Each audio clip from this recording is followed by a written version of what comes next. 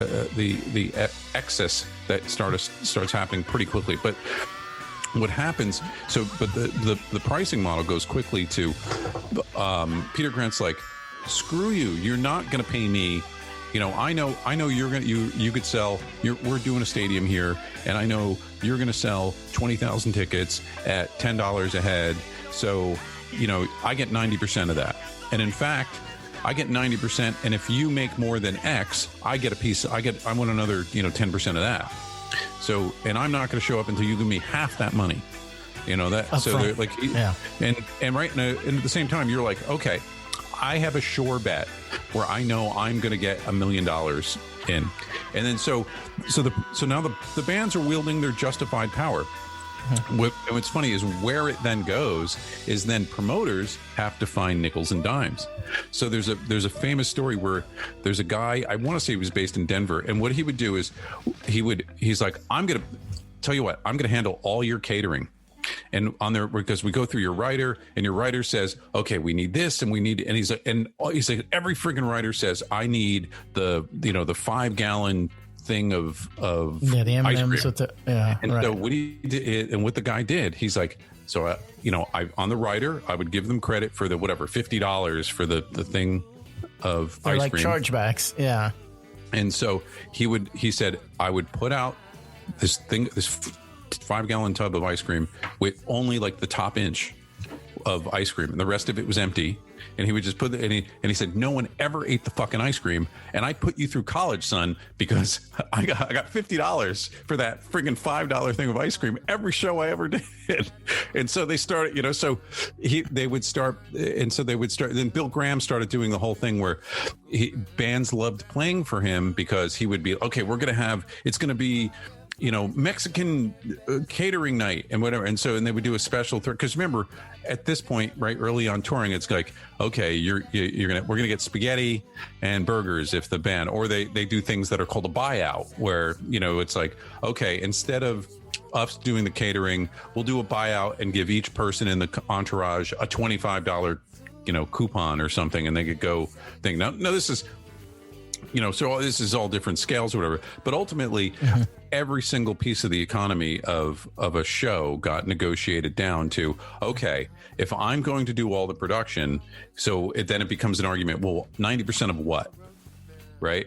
And which is kind of similar to what a record contract maybe. It's like, okay, we're going to split profits, or we're going to split, and then it's guarantee versus door and whatever. But at the end of the day, until you're at a arena level or a stadium level, like those bands weren't making money. And then the production pushed it over the top where it wasn't even necessarily making money. Like it's like, okay, the economies of this are so stripped. Like you think about what a big U2 tour must cost now, but it's like, okay, so we're going to do this tour. We have to do 125 nights to make a profit. Right. And it's like, we're not interested in going out until we're not going to go out unless we end the tour with $10 million each in our pocket.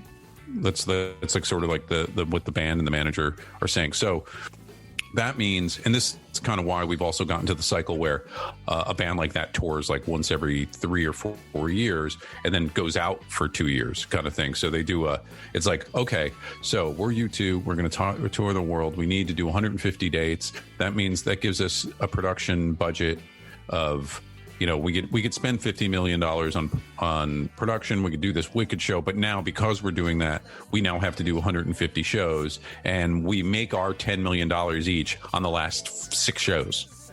That's crazy, right? But then you have the different models. Now you have like the Stones. The Stones like we're going to do 5 shows at like the Barclays Center, and tickets are going to be $350, $500, $800.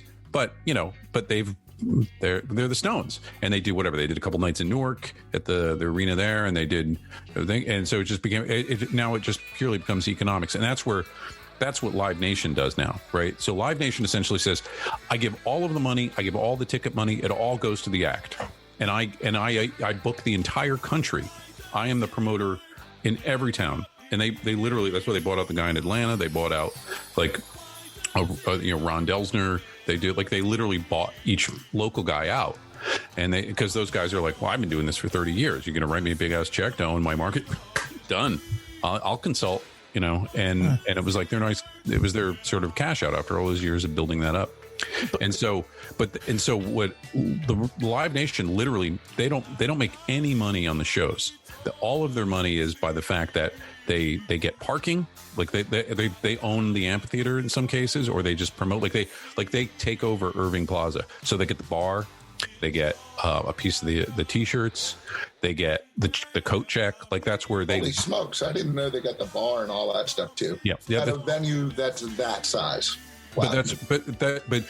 What's really smart about that is the reason they have a venue that size is because they want a relationship with the bands that are selling out those places, because those are the bands that are then going to be selling out to be the money makers the next day. So so the perfect mark, right? They own House of Blues, so it's like they have a relationship with like Bowery Presents, and so there's there's only two promoters. There's Live Nation and there's AEG, and they compete for buying out the big tours.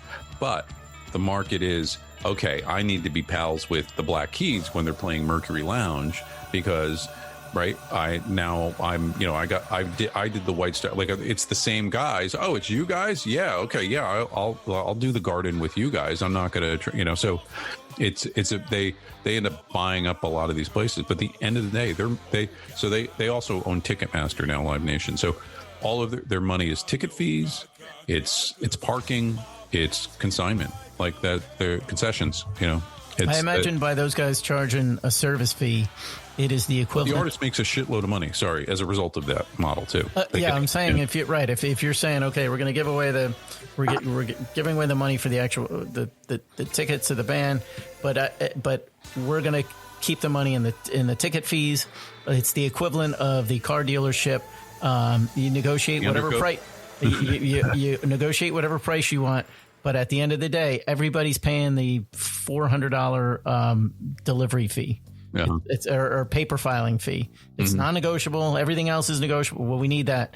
But if you just count up the money that is made on that fee with the number of cars sold, that in itself pays the dealership. So like Live Nation, just on that ticket fee, $6 a ticket or whatever ridiculous fee.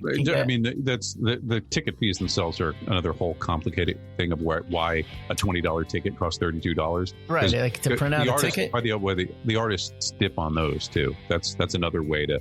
Hey, he's my asshole. It's like, dude, our tickets are only $30. We didn't mark them up. What do we have to do with the fee? But then you find out that you won't go out unless you're making $32 a ticket. So.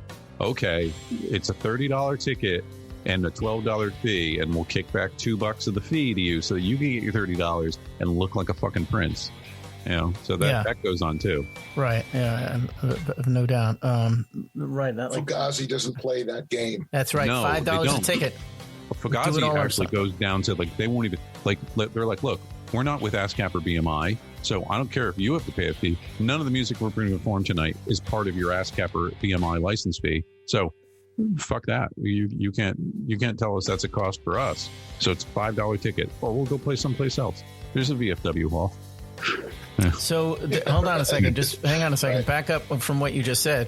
Normally, a band would have to, when they perform live, they have to pay. A publishing? No, a venue does. The venue does. Okay. Yeah, so they're saying it's like, when you go, when you negotiate your BMI and ASCAP fee, you agreed to that, but that doesn't cover us. I'm not getting paid. So don't make it sound like it's a cost that I got to eat. So they also the thing is, like, it's so hardcore, the fact that there's no Fugazi merchandise at all. It's like, dude, your fans want to buy the real tea. It's like, I get it. They're giving away. Why don't you donate the money to charity or something? It's like, they want your approval, man. Yeah.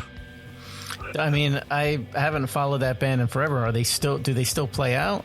Do we know? Or I haven't seen anything about them. All right, I'm just trying to imagine, now, are they still pulling that? For 19 years of temporary hiatus or something. Right. They didn't break up. They went on. But it would be okay if those guys got back together and took a little pressure off of Dave Grohl. Like I'd be all right with it. Do you realize how funny that was? That we had that long conversation about him, and then it was like, boom, he's being inducted into the to the Hall of Fame, and then we have that influence. Yeah. We helped push that. And Carole King, of all people, it's only now she gets asked to get inducted. It's her second time. It's her second time. Thank God. Yeah. She That got was in as a disturbing. songwriter. She's getting in as a performer, which I think is a stretch. Right? She's a great songwriter. Yes, Tapestry was a huge album, but it's because she's a songwriter. It's not like. But I think, and I said this before, they are eventually going to run out of bands. They think they already have, and it's just like anybody that comes out, it's not a real Hall of Fame. It's like, hey, you've been around long enough, you're getting in. No. So this is the problem. There are plenty of bands that aren't in the Rock and Roll that Hall of should Fame be though. Should be in the Hall of Fame, right? And they're not doing a whole lot of go back. I mean, it's funny that their go backs now are kind of 70s or 80s. They but did put the MC5 in finally. Did they get in or not in? Not that it matters. Not that any of us on this podcast care about the Rock and Roll Hall of Fame. The Stooges finally got in. That was a lot of people, right? But the Stooges were like getting Kiss in too. The Velvet Underground are in. Like those are like. But to me, it's like. I mean, we were talking. It's like Sonic Youth should be in the Rock and Roll Hall of Fame. Green Day got in like 10 years ago or whatever, 5 years ago. But that's the thing. You have all those bands that are going to get in, like or got in for right. So right, Green Day, Pearl Jam. Like really, they're not first ballot freaking Hall of Fame. Seriously, I know. Baseball. By the way, there's always absolutely there's something friggin' about them all. You got to earn it in baseball. I've come around to Green Day absolutely more than Pearl Jam. I agree. I remember when Green Day first came out, it was sort of like, oh, these kids like the Buzzcocks. But at the same time, the Buzzcocks aren't in. Right, yeah, that should be like the pecking order is more of that. Yeah. Dave Matthews. It's just like the alternative, whatever version of the same, like that kind of crap. It's the Rolling Stones magazine perception of the history of music. Yeah. Like, so it's please, the biggest crime, friggin' Paul Revere and the Raiders should be in the Rock and Roll Hall of Fame. Like they were like. They're not in, huh? Those Buccaneers? No. Those crazy Buccaneers. Like I'm trying to think. I think Deep Purple finally got in? Whatever the fuck they were. I don't know. It just they're they're putting Foghat in just because it's it's so rad. Don't you think like who wants a 19-minute version of a song that should have been 3 minutes? I don't know. It's whatever. Carole King, I have more of a rock and roll. That's right. Well, that's I mean, like it's completely out. It's just stuff is like but like is Joan Baez rock and roll? It would be the other waif, the other waif, the parking lot. Joni Mitchell. Joni, I hope she's not. She probably is. No, come on, but it's rock and roll. Well, it should be. It should be the pop music Hall of Fame. But it's not. But it's look. Joni Mitchell was very much of the rock culture. It's you can't like it's like saying. So is Bob Dylan not rock and roll? In I mean, but Bob can rock. Yeah. But Aretha Franklin is in. I'm sure. The silly one to me is friggin' Whitney Houston. Like Whitney Houston is in the Rock and Roll Hall of Fame.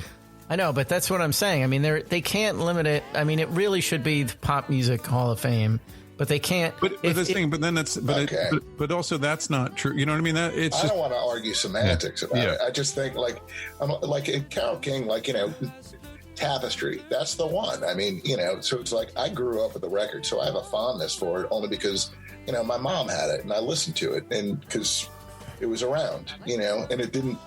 It didn't make me crazy. Cat Stevens didn't make me crazy because she listened to Tea for the Tillerman over and over, But is it rocking? She wrote all those hit songs. But I just think it's impossible to have the conversation of what is and what isn't. And fair enough. What do they mean by that point? But she wrote all those songs for the Cookies. I mean, she got in as a songwriter already.